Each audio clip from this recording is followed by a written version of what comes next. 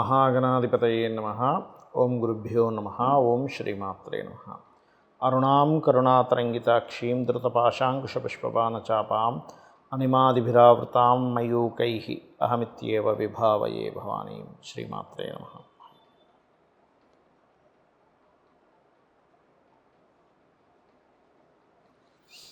మనం ఈరోజు వార ఫలితాల్లో 20వ తేదీ నుంచి 26వ తేదీ వరకు ఎటువంటి గ్రహస్థితి ఉంది, మరియు ఈ గ్రహస్థితి వల్ల ఏ ఏ లగ్నాల వారికి, లగ్నం తెలియని వారు రాశి నుంచి కూడా చూసుకోవచ్చు, వారికి ఎటువంటి ఫలితములు వస్తాయి, ఏ విషయాల పట్ల వాళ్ళకి అసలు జాగ్రత్తగా ఉండాలి అనేటువంటి విషయాలు చెప్తుందని నేనైనప్పటికీ కూడా చెప్పేసిన సాక్షాత్ లలిత అమ్మవారిగా భావిస్తూ ముందుగా అసలు గ్రహస్థితి ఎలా ఉందని చూసుకుందాం. చూసుకుంటే మనకి వృషభ రాశి నుంచి కర్కాటక సింహరాశి వరకు ఆల్మోస్ట్ ఈ వారం చంద్రుడి యొక్క సంచారం జరుగుతుంది.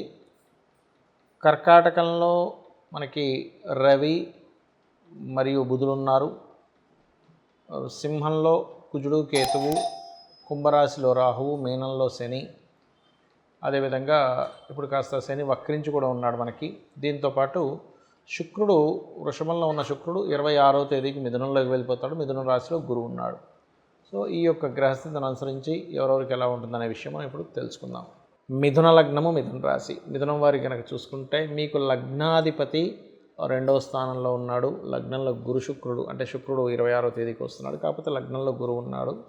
దీనివల్ల ఏమిటంటే ప్రధానంగా మీరు తీసుకోవాల్సిన ముఖ్యమైన జాగ్రత్త, మీరు ఎక్కడ సంతకం పెడుతున్నారు, ఎవరితోనైనా అగ్రిమెంట్ రాసుకుంటున్నారా, లేకపోతే ఎవరితోనైనా కమ్యూనికేట్ చేస్తున్నారా, ఎవరి మధ్యత్వంలో అంటే మిడిల్ మ్యాన్గా వెళ్ళి మధ్యవర్తిత్వం చేస్తున్నారా, ఈజ్ మోస్ట్ ఇంపార్టెంట్ ఈ వారం మీకు. గవర్నమెంట్ కాంట్రాక్ట్స్ చేసేటువంటి వారికి, బిజినెస్ చేసేటువంటి వారికి చక్కటి అనుకూలత యోగం ఉంది. అదేవిధంగా గవర్నమెంట్ జాబ్స్, బిజినెస్లో రియల్ ఎస్టేట్ రిలేటెడ్ సంబంధించినటువంటి అంశాలు ఇవి చాలా బాగా కలిసి వస్తాయి, మీకు అందులో ఎటువంటి సందేహం లేదు. అలాగే మరొక విషయం ఏంటంటే, ఇక్కడ గమనించినట్లయితే ఈ పర్టికులర్గా మీకు తెలిసిన వారిని లేదా ఇష్టపడిన వారిని వివాహం చేసుకోవాలనేటువంటి ఆలోచన 20వ తేదీ నుంచి 25వ తేదీ వరకు మీరు కనుక దాన్ని ఇంప్లిమెంట్ చేసినట్లయితే ఖచ్చితంగా అది మీకు మంచి ఫలితాలు ఇస్తుంది, అందులో ఎటువంటి సందేహం లేదు. అలాగే ఈ కాంబినేషన్స్ ఉన్నప్పుడు మీరు ముఖ్యంగా ఎవరితోనైనా కమ్యూనికేట్ చేసేటప్పుడు చాలా చాలా జాగ్రత్తగా ఉండండి. 26వ తేదీ నుంచి కొంచెం వివాహ సంబంధించిన విషయంలో, ఎందుకంటే 26వ తేదీ గురువు శుక్రుడు కలుస్తున్నారు కాబట్టి వివాహ నిర్ణయాలు, వివాహ సంబంధించినటువంటి విషయాలలో అనుకూలమైనటువంటి వాతావరణం గోచరిస్తుంది. వీటితో పాటు ప్రధానంగా ఇక్కడ మీరు ఉద్యోగం విషయంలో ఇంకా త్వరగా రావాలనుకుంటే కాస్త శని రాహు గ్రహాల దగ్గర దీపారాధన చేయండి. ఓం దుమ్ దుర్గాయ నమః అనే నామము మరియు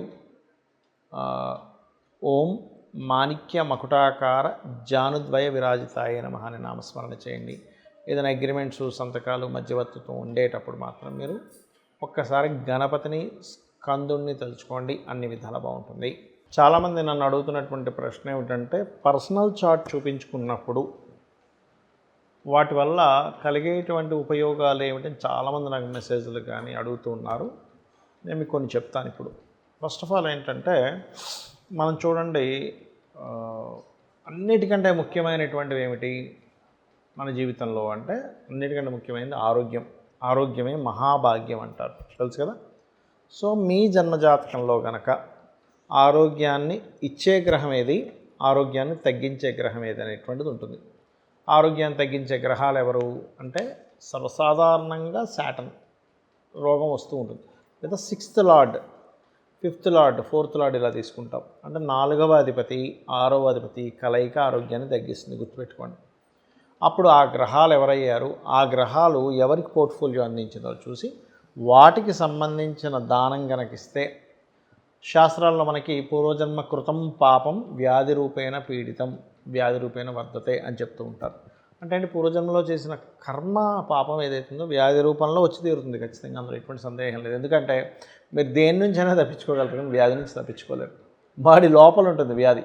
అప్పు అనుకోండి, అప్పులు వాడికి ఏదో చెప్పి ఒక నెల రోజుల తర్వాత ఇస్తానో 6 నెలల తర్వాత ఇస్తానో చెప్పి మొత్తం మీద ఒక 6 నెలలు తీసుకోవచ్చు. కానీ వ్యాధి అలా చెప్తే కుదరదు. మరి దాన్ని ఎలా తెప్పించుకోవాలంటే పంచమాన్ని యాక్టివ్ చేయాలి. అంటే సూర్య నమస్కారాలు చేయడము. మీకు పంచమ స్థానాధిపతి ఎవరు, పంచమాన్ని యాక్టివ్ చేసే ప్లానెట్ ఏంటి, ఒక్కొక్క లగ్నానికి మారిపోతూ ఉంటాడండి. అలా చూసుకుంటూ ఉండాలి. లగ్నానికి మారిపోతూ ఉంటుంది, గ్రహస్థితి బట్టి మారిపోతుంది. దీనివల్ల ఏమిటంటే మీరు రుణము, రోగము, శత్రుత్వాల నుంచి బయటపడడానికి ఒక రూట్ దొరుకుతుంది. ఇక రెండవది, మనం ఎంత చదువుకున్నా, ఎన్ని వ్యాపారాలు చేసినా, ఏం చేసినా ఫైనల్గా ఏమిటి, మనం హ్యాపీగా ఉండాలి. ఆ హ్యాపీనెస్ అనేటువంటిది మన చుట్టూ ఉండేవాళ్ళు బాగుండడం ఒకటి, రెండవది పర్టికులర్గా మనం అనుకున్నంత ధనాన్ని మనం సంపాదించగలిగితే సుఖంగా ఉంటాం. హ్యాపీనెస్ కాదు, సుఖాన్ని పొందుతాం. ఎలాగా, కంఫర్ట్స్ వల్ల. కంఫర్ట్స్ని ఇచ్చే ధనం అయితే మన చుట్టూ ఉండే వాళ్ళ యొక్క రిలేషన్స్ కానీ ఇవన్నీ రిలేషన్స్, మన మానసిక స్థితి ఇవన్నీ హ్యాపీనెస్ని ఇస్తాయి. అయితే ఇక్కడ ధనాన్ని ఇచ్చే ప్లానెటస్లు ఎవరు అని తెలుసుకోకపోవడం వల్ల అన్ని అర్థాలు పెరుగుతాయి. అంటే అలాగా మనకి జన్మజాతకంలో ఉదాహరణకి మనకి ఫలానా ఫీల్డ్ మీద ధనయోగం ఉంది. అప్పుడు ఆ ఫీల్డ్కి సంబంధించినవి చిన్నప్పటి నుంచి చదువుకోవడము, ఆ ఫీల్డ్కి సంబంధించిన విద్యలు నేర్చుకోవడము, ఆ పర్టికులర్ ఫీల్డ్లోకి వెళ్ళడమే మీకు యోగాన్ని ఇస్తుంది. అయితే మళ్ళీ కొన్నిసార్లు గోచారంలో అంటే పర్టికులర్గా మార్కెట్లో ఉండే స్థితిని బట్టి మనం చేసే వ్యాపారాలు కొంతవరకు మీకు యోగం ఉంటే కొంత డబ్బులు వస్తాయి, కాదని కాదు. అంటే ఎలా అంటే ఉదాహరణకి మీ జన్మజాతకంలో అసలు ఏమీ తెలియదు, కానీ మన కోవిడ్ వచ్చింది 2019-20 వచ్చినప్పుడు ఆ సమయంలో మాస్కులు అమ్మిన ప్రతి ఒక్కరు బాగుపడ్డారు. అయితే అందులో ఎవరు కోట్లు సంపాదించారు, ఎవరు వందలు సంపాదించారంటే ఇట్స్ డిపెండ్ ఆన్ వాళ్ళ పర్సనల్ చార్ట్.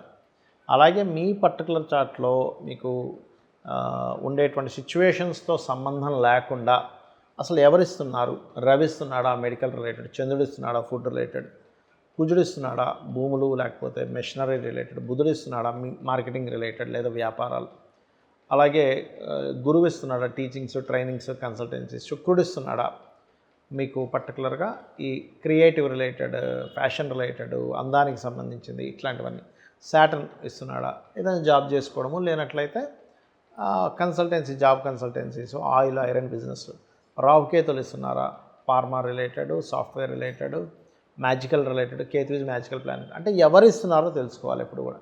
ఎందుకంటే మనకి ఎవరిస్తున్నారో తెలుసుకోకుండా ఇంకొక రూట్లోకి వెళ్ళడం వల్ల ధనము, శ్రమ, సమయము మూడింటిని కోల్పోతాం.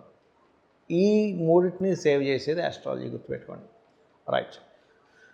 ఇలాగే ఒక అంశం అని కాదు, మీరు ఎందుకు ఎక్కువగా స్ట్రెస్ అవుతున్నారు, మీకు ఎందుకు డబ్బులు రావట్లేదు, మీకు ఎందుకు కుటుంబ సభ్యుల్లో ముఖ్యంగా సిబ్లింగ్స్తో పడట్లేదు, ఎందుకంటే పూర్వజన్మల నుంచి వస్తూ ఉంటుంది. ఏదో ఈరోజు మీకు వచ్చిన గొడవ కాదు, ఒకటి గుర్తుపెట్టుకోండి. ఈరోజు ఏదో ఒక మాట అనుకున్నాం, అందుకే నాకు అంటే ఆ జాతకుడు అనుకోవచ్చు వాళ్ళ సిస్టర్స్తోనో బ్రదర్స్తోనో పడట్లేదని. కాదండి, ఆ గొడవ రావడానికి పాస్ట్ లైఫ్లో చేసుకుని కొన్ని కర్మలు ఇంటి పడుతూ ఉంటాయి. ఎందుకంటే చాలామందికి సందేహం ఉంది, ఏమంటే అసలు జ్యోతిష్శాస్త్రం నిజంగానే పనిచేస్తుందా, అసలు నిజంగానే ఉందా అని. ఎందుకంటే నిజంగానే జ్యోతిష్శాస్త్రం లేకపోతే మహర్షులు ధ్యానంలో కూర్చొని వాటి మీద కొన్ని వందల వేల శ్లోకాలు రాయరు. ఇది గుర్తుపెట్టుకోండి.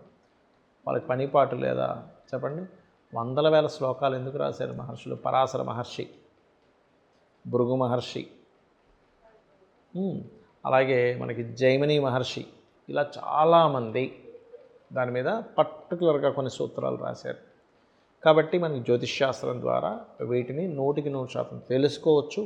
బ్యాడ్ టైం ఏంటి, గుడ్ టైం ఏంటో కూడా తెలుసుకోవచ్చు. ఒక ఇన్వెస్ట్మెంట్ చేస్తున్నాం, what is the good time, అది చాలా ఇంపార్టెంట్ అండి. ఎందుకంటే ఏదో ఇన్వెస్ట్మెంట్ చేసేసాము, రాలేదు. నేను దీని మీద చాలా రీసెర్చ్లు చేశాను. అంటే అలాగా అసలు జాతకమే బాగాలేని వ్యక్తికి కూడా ఇన్వెస్ట్మెంట్ చేసి మనం చూద్దాం. ఆ వ్యక్తి డబ్బుల కోసం ఇబ్బంది పడుతున్నాడు కదా, సరే వాడికి ఇచ్చి చూద్దాం.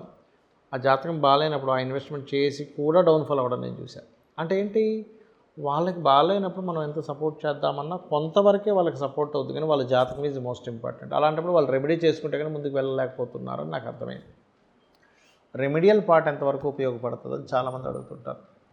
ఒకటే గుర్తుపెట్టుకోండి, రెమెడియల్ పార్ట్స్ చాలా రకాలుగా ఉంటుంది. మీరు మంత్రం చదువుకోవచ్చు, ఆ మంత్రాన్ని 2 రకాలుగా ఉంటుంది. మీకు ఏదైతే ఇబ్బంది ఉందో, ఉదాహరణకి ఫైనాన్షియల్ ఇబ్బంది, ఓం సంపత్కరీ సమారూఢ సింధుర వ్రజ సేవితాయ నమః, లేదు ఆరోగ్య సంబంధించిన ఇబ్బంది, ఓం సర్వవ్యాధి ప్రశమని సర్వమృత్యు నివారిణి అగ్రగణ్య అచింత్య రూప కలికల్మషనాశినే నమః. ఇలాగా రకరకాల అన్నిటికీ ఉంటుంది. ఉద్యోగానికి ఉంటుంది, లేకపోతే వివాహానికి ఉంటుంది. ఇదొక రకమైన మంత్ర సాధన అయితే మనసులో మాటికి అనుకుంటూ ఉంటాం, నాకు ఇది అయిపోతుంది నమ్మకంతో అయిపోతుంది, నాకు ఇది అవ్వదేమో, నా జాతకం ఇంతే, నేను ఎందుకు పనికిరాను అని అనుకుంటూ ఉన్నారనుకోండి, మీరు ఖచ్చితంగా ఆ యొక్క విషయంలో అలాగే జరుగుతుంది. మననాత్రాయతే ఇది మంత్ర అన్నారు. అంటే మీరు ఏదైతే మననం చేస్తుంటారో మాటికి అదే జరుగుతుంది మంత్రంగా. కాబట్టి ఎక్కడా కూడా మీరు నెగటివ్ థింకింగ్ చేయకండి.